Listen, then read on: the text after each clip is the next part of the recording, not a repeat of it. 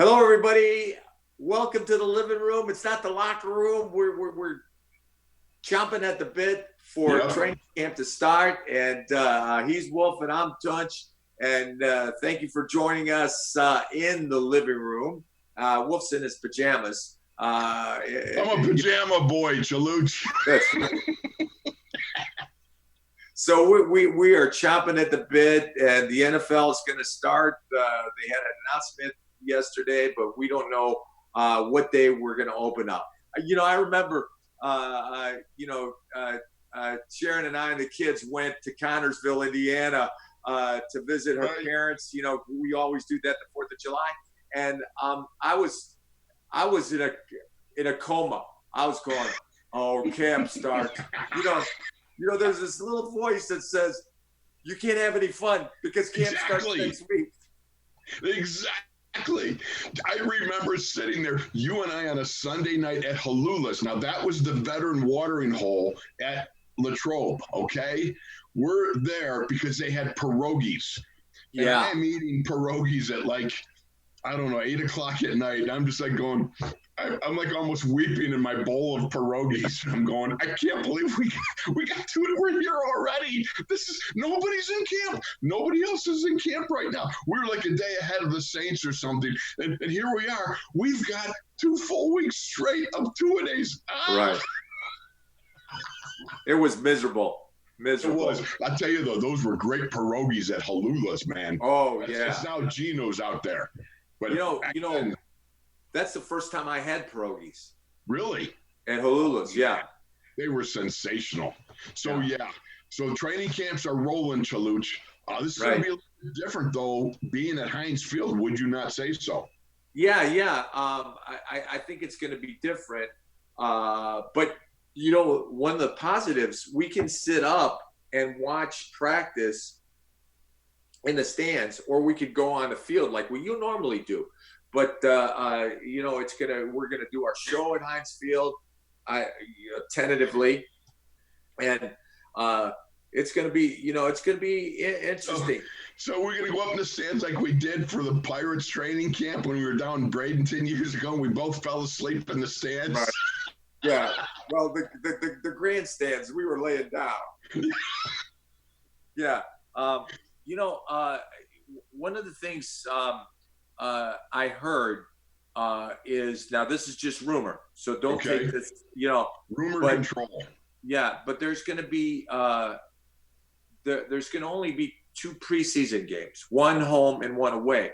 But that wasn't made clear by the NFL. But I've heard that rumor that there's only going to be 2 preseason games. I don't know. Maybe they will go back to 4 preseason games, but if it's 2, I don't think so, Chaluch. Yeah, I don't think there's any going back right now. I think if anything, they're going to modify the schedule, move forward. You know that they've eliminated like the first 6 to 8 rows around the ring at Heinz Field. They're going to put signage up. I guess you can sponsor and put the tarp over, like you see out. Remember, out in Oakland, the upper deck they used to cover with tarps and stuff like that when they could not sell it out. Well, now they're going to do that around the bowl at Heinz Field, and I don't know. I mean, there's so many different things coming out, little by little. It's kind of it's interesting, but it's also you realize that we're not in Kansas anymore, Toto. Right. Yeah. And you know what?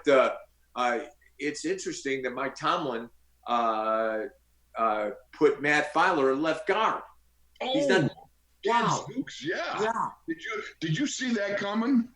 Yeah. No. I thought the possibility existed, but once they signed Stefan Wisniewski, I thought, okay, you let Whizzer, you let Kevin Doss, you let maybe Derwin Gray, they all can battle for a guard spot. You know what I mean? Right. But in essence now, when you tell me Matt Filer's coming over to left guard, now I know this, the onus is on, and I'm interested to see how this plays out because Zach Banner signed a 1-year contract. Right. You got Chooks I think he's down to, he's got 1 more year, this will be a year. You got Al Villanueva is on his last year. He's on UFA next year. So they got to find out who can play. I mean, right. Yeah, but I mean, between Chooks and Zach, they got to find a player there.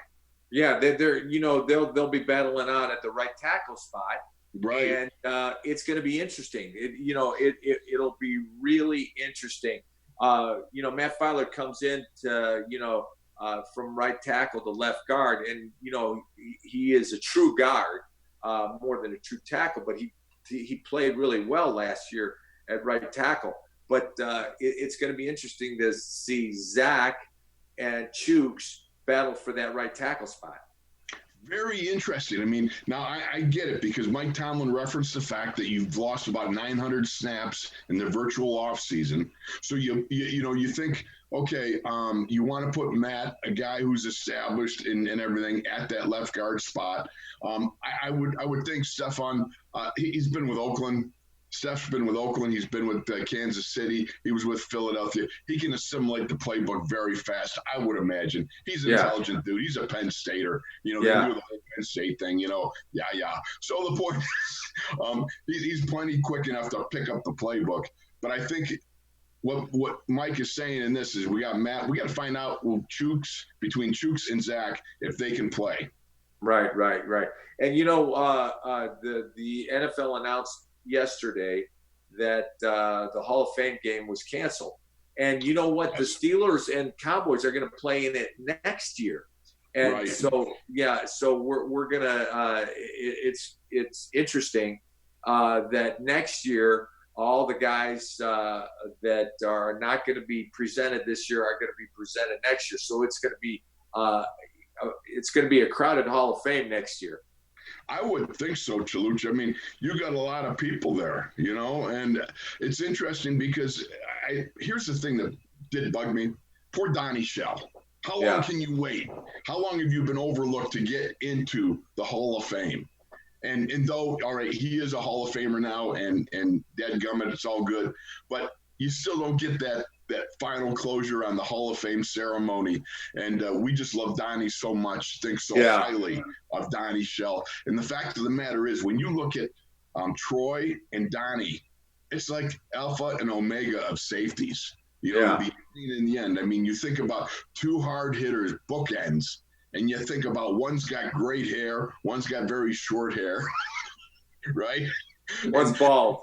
Yeah, exactly. And yet the two great safeties that really shaped the game. Yeah. Well, you know what? It's going to, they're still in the Hall of Fame. They're still Hall of Famers. And I don't think it's so bad that they're going to be presented next year, because this is. Wouldn't you like to get up there and say, hey, give me that jacket, baby. Come on, do your speech, get that thing done with, right? Yeah. Must. Yeah. Well, the only time we're going to get in the Hall of Fame is pay our $25 and get in there. Well, didn't we get a card for playing in the game once? Right, We get the hall pass, or is it a discount? I can't remember which. But speaking of the Hall of Fame bus, remember in Franco's office, you walked in, and his Hall of Fame bus that they give to the players was sitting there with a ball cap on it. Yeah. I think he had a Steelers T-shirt on. It was great. Yeah. So, we played the Hall of Fame game in '83. Right. And that was a hot game. Do you remember that? Yeah. Oh, first of all, do you remember we're in the gymnasium? Now, remember, it was not the Tom Benson Stadium. It was the Fawcett Stadium or whatever. And there's a high school gymnasium, and they hung a curtain dividing the two halves of the gym. And we dressed that way with the Saints on one side, we're on the other side. And then at halftime, we jammed into the stadium locker room, and it was so hot. There was no air conditioning there, and it was so humid. Do you remember how the storm broke in the fourth quarter and doused everybody? Yeah. Oh, my heavens. It was so hot. It was unbelievable. Yeah. That was a tough game. And, you and I played a lot. Right. We won 27-14, by the way, so just so you know. Yeah. And it was a tough game. It was hot, humid, but then the torrential downpour came and it cooled things off. Well, it was fun because we got out to a 17-0 start on the Saints. Cliff Stout threw 2 touchdown passes, one to Greg Hawthorne, a 69-yarder no less, and then Greg Garrity, a 17-yarder. Then Gary Anderson kicked a field goal. So we're up 17-0. But the thing that I remember most was on that first drive. Okay, it was 3rd and 9, and Stouter throws one over the middle, and you, me, and Mike Webster, after, Pat, you always cover, throw the ball, and I think it was Calvin Sweeney caught the ball, and he dove forward, and he made the first down by that much, and Mike and you and me were standing there while the referees were pulling out the 6, and Mike goes, "Oh, crap, I was hoping he didn't make it. I wanted to go to the sidelines." I remember that. You remember? There's a great picture, and it's right up there on my wall of you, me, and Webby at the Hall of Fame. Oh, is that picture that's at the Hall of Fame game? Yeah. Oh, that's so cool. The great memories that you have. And indeed, that was a great one. We won 27-14. Now, I'll give you this. How about this, Chaluch? Okay? Historically speaking, all right, Hall of Fame has canceled 5 games, 4, including this year, 5. But in 2016, Green Bay versus Indy was canceled when minutes before kickoff, you remember the logo on the field, they painted with paint, and they tried to dry it off with heater, and it became hard as cement. And they had to call the game off. Do you remember that? Right, yeah. Okay. Or 2011, the Rams versus the Bears, and they just had a NFL lockout. The CBA was approved, but they couldn't get the teams into camp quick enough to be able to have the game, so they had to cancel that one.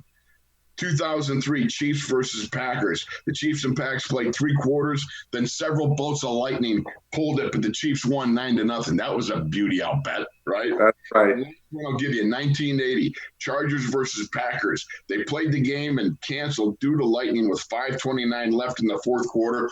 It was a 0-0 tie. Another hot, scintillating game being pulled. Yeah. Well, when I was in Green Bay in 1993, after 13 years here, they didn't need me anymore. So Green Bay signed me, and it was the Hall of Fame game. And that was the game that Chuck got inducted to the Hall of Fame, Chuck Noll, our old head coach. And so at halftime, they have a procession of cars, convertibles, and Chuck was sitting in, and he was coming down right behind our bench, and I went running up to him, and I congratulated him, and hugged him. Oh, it was so cool. It was just really cool. And the funny part of it, the night before, we came in to view the Hall of Fame game because the Green Bay Packers and the Raiders were all walking through the thing, and I saw Guy Junker and Stan Savran there, and they asked me to come on their show, and I was on with Stan and Guy. Yeah, it was fun. You were in the hall. Did you go into the Hall of the Bustuses? The bus. Yeah.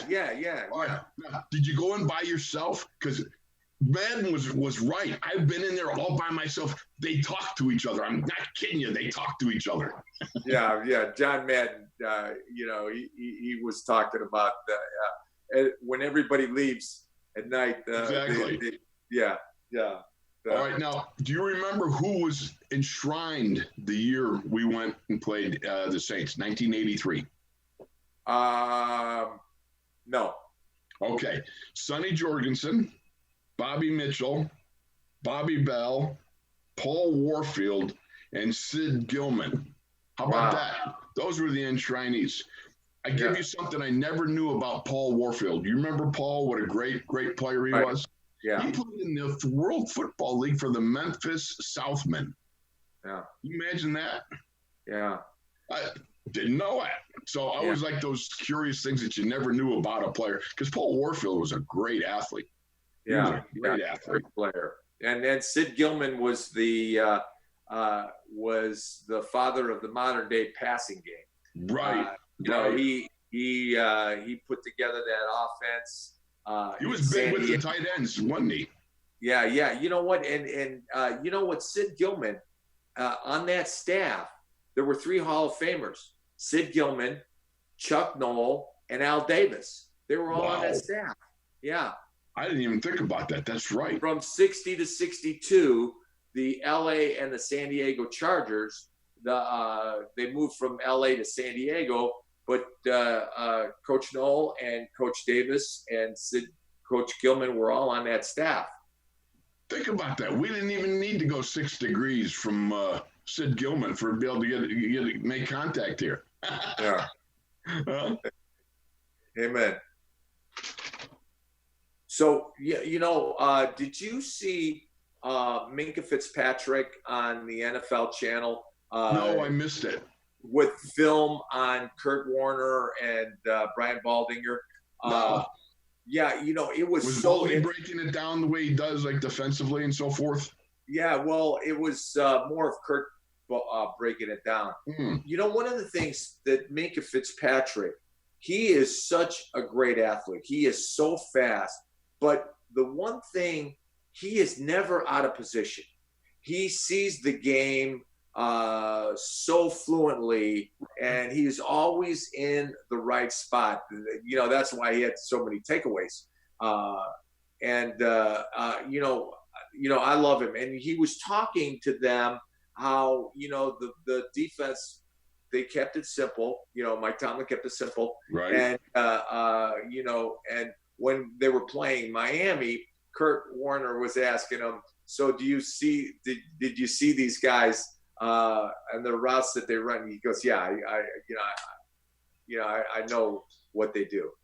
Again, you go back to Rod Woodson, and Rod talking to us out in LA, talking about Minkah, talking about his ability to study the personnel down distance packages, recognize the route trees, and then communicate to the other guys what they're going to do. You know what I mean? Just to keep everybody on that same page. You know how hard it was.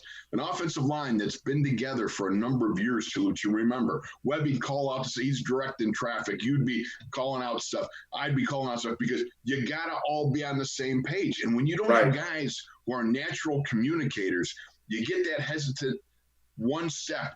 That's all you need. One step out of place can make that defense vulnerable or an offensive line vulnerable. And that's one of the things I thought Rod was really talking about when he was, referring Minkah's strengths, is one of them was that ability from recognition to communication to execution. And it was so interesting listening to Rod talk about it from his perspective as being a Hall of Famer, defensive participant, playing the corner, playing the safety stuff, that sort of thing. And, I just can't say enough what a great job it was of the Steelers, Kevin Colbert and Mike Tomlin and Art to be able to go and pull the trigger on that deal, because I'm just a believer in Fitzpatrick. Yeah, he's going to be a great player. He is a great player. Yeah, he is. And the way Rod was speaking of him in glowing terms, that was yes. And the way he played physically, it was a great compliment from Rod, the Hall of Famer. Yeah. No question about it. Now, the other thing that I wanted to address with you, Chuch, did you realize, or not realize, but Mike Tomlin also, when he was talking about Matt Filer, I forgot this, but he said Tyson Alualu is going to get the first snaps at nose tackle. Yeah. And I thought, okay, if I'm Tyson, first of all, if I'm in hibernation, this is a good time to put on weight to be a nose tackle. Okay, yeah. That's not bad. You can get your little beefaroni going there, you beef up some. But I got to tell you, I'm interested in seeing what this Carlos Davis is capable of, because the one thing that just watching a little bit of film on Carlos, one thing he's got with Javon, remember Javon Hargrave, I'm speaking of, his first step quickness. Right. That's what this kid Carlos Davis has got, the nose tackle from, Nebraska, I believe it was from. Yeah. But he's got those twitching muscles, that explosive power. Now he's got to harness it. He's got to learn to use his hands. It didn't look like he was real good at using his hands to come off. But man, that twitchiness that a shot putter or a discus athlete has got, and being able to snap that thing out there, man, I'm excited to see what that young man can do. Well, I'm excited for Tyson, because Tyson Alualu, he doesn't stay blocked. He has a great. He's great with his hands. He's got a low pad level, and he is very, very physical, and he shoots his hands well. And then one of the things he does, he's like kind of Ray Penny. Ray, was the rubber band man. Yeah, Ray was rubber band man, and Tyson gets under the offensive lineman and spins the way he should. He doesn't stay blocked. That's what I love about Tyson, and I think he's gonna get the most reps at nose tackle. And Daniel McCullers, we're still waiting for the big explosion. I go back to the one time he got honked off in training camp, and he got into, I remember, and it took like 3 guys to calm him down. Yeah. If he came with that sort of intensity and he came out and just went after it like that, the wreckage he could do in other offensive lines, man. Yeah, it's going to be interesting training camp because these guys are going to be hungry. They have been immobile, but not immobile because they've been working out on their own. Right. But they're going to be hungry, and one of the things we saw, James Conner's back. The wings of man. Yeah. Woo! Wow. He is ripped. Man, is he ripped. Holy cow. I was looking at that young man. Did you see he bought his dad a car? I think we might already talked about it, but I just thought it was so cool because you see the happiness between James and his dad.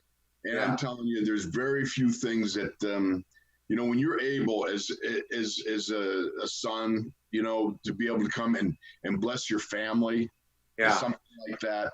After all, your family's done for you, my dad, my mom and all, I was able to do something similar. And it was just, I was so gratified because they sacrificed so much for me to get where I was, and be able to give back a little bit to them. Such a beautiful thing. I loved it. Way to go, James. Good job. Yeah. I'm so thankful, but my parents we immigrated to America. Even though your mom made you wear short pants and black socks going to school. But when we came in 1960, I was 2.5, and I was so I'm so thankful for my mom and my dad, and and I remember we lived in a 1-room apartment when we came to Chicago, and my parents' bed was a Murphy bed. It fell out of the closet. And I remember my mom going, "So this is America. So this is America." Oh, precious memories, Chalup. Yeah. Precious memories. Hey, the NFL issued an order that these quarterback and receiver workouts should stop. Tom Brady's not stopping. No, he's not. Yeah. He even quoted FDR, right? The only thing we have to fear is fear itself. Yeah. And so, Brady is intense, and he traded his jersey, and he said, the guy said, what am I getting ready? He goes, you'll get a Super Bowl. The man's not lacking in confidence, and certainly you got to think for BA down there, Bruce Arians, what a great team leader to bring into a young bunch of guys and into your organization. Again, you got to have that lead dog, that guy that sets the pace, the precedent, everything about it. And again, that's why I'm so thrilled. Ben's coming back. You saw him at Man Up the other, you interviewed him and everything. You had a chance to, like I said, we saw him. Boy, he looked terrific. He looked ready to go, man. I'm excited for what he's going to be able to do this year. Yeah, I'm excited about the Ben. He's hungry. We talked about it. He's hungry, and he's going to have a great year. I'm going to say he's going to have a great year. Yeah. Well, he's not the only one that's hungry. Yeah. I'm forever hungry, it seems like. Yeah. It's you're forever. How much do you weigh? I don't know. I'm not checking. I'm not looking. I'm probably way too soon. Let me see. Oh my goodness! I just came off. I just came off of going up to Nemacolin and Woodlands with the family and everything else. Like, gadzooks, man. That's an unfair question right after vacation. Right. So that's all we have time for today. And, thank you for joining us, Steeler Nation. He's Wolf, I'm Tunch, and we look forward to seeing you next Friday. So long, everybody, and God bless.